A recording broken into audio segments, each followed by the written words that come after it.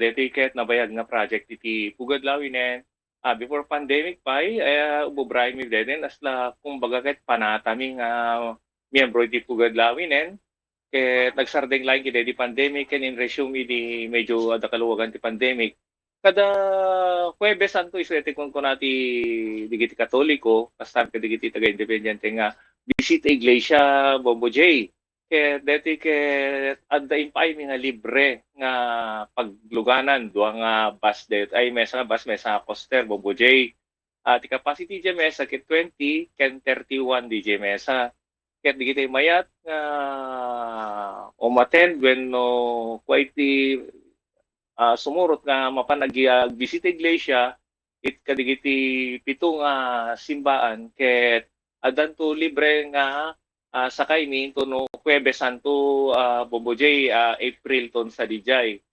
Ket ti first trip siguro deti gaputi kangina ti Crudon Bombo J ket baka bigat laeng nga i-avail min. Ngem malaki tayo mi pahino kasano iti fund mi no kaya mi paylaeng nga i-avail pa iti malem. Deti ngamin Bombo J ket duwa nga bus ti bigat, duwa nga busmet iti malem.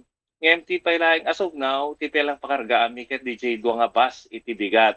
Agi-start deti Bombo J iti alas 6 iti bigat, iti agkikita tayo iti sango iti Kapitolyo no pa Bombo J.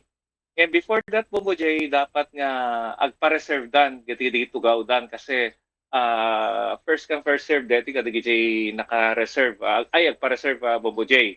Iso nga tumawag kay line ka DJ hotline ni ken iti Bombo Radio mabalin nga tumawag kita Bombo Radio na Bombo J tapnon kastaket may pareserbahan digiti kasi tugaw da Bombo J.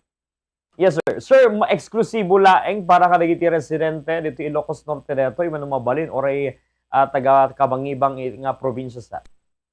Mabalin na Bombo J. Mabalin at actually at dito yearly nga taga Paway ni na diya mo no anat na ganinanan. Duada di jay nga dagdaga seminungat Paway Sudan. Kasi Bombo J ngem siguro tapnon makompleto damit ng DJ 7 churches ket mangrugi damit lang iti Kapitolyo no ka Bombo J. Okay. Ngam tata, sir, awang met pa dagiti nakapareservan, sir, iti pagtugawan da? Awang pay Bombo J ta damo mi pelang ay waragawag dito through Bombo Radio iso nga dakelayama mi iti Bombo Radio kastamet kada kayo amin Bombo J nga mangtultulong kada kami tapnon kastamet may pakam mo digiti proyekto iti pugad lawin iti Ilocos sa Bombo J. Sir, dati pito nga simbaan nga bisitaan tayo kada nga tawen. Masarakan iti Ilocos Norte, sir, wenno ada pa iti sa bali nga probinsya. Dati Bombo J, adda makadano kami naging kanat Ilocos Sur, kanya po Nazareno, DJ Sinait. Kaso nga lang kita imitatan Bombo J, gapu kaya ti kinanginay ti Crudo, baka hantay yung mga makadanon ti Sinaiten Bombo J. Agi start tayo ti mga to, then mapantay ti Paway, Kurimao, Badok. Then mabalin tayo agawid ton, pagawidan tayo iti Batak ken San Nicolas no kan Bombo J. Okay, so kaya nasa awan, sir, Huwebes Santo laeng, iti Biyernes Santo awanen sa? Awanen Bombo J, makumikom met, digiti grupo ti pugad lawin iti Biyernes Santon, iso nga pinili mi iti Huwebes Santo nga ko Bombo J nga pag isot aldaw na Bombo J. Okay, sir. Okay, sir. Ano dapat dagiti kayat mong ipakaam mo announcement para kadagiti kayat na nga mga veil kadagiti nga nasoong serbisyo nga ipaayo. Go ahead po, sir. Engineer Neil Jose. Dakilayaman ko Bombo J.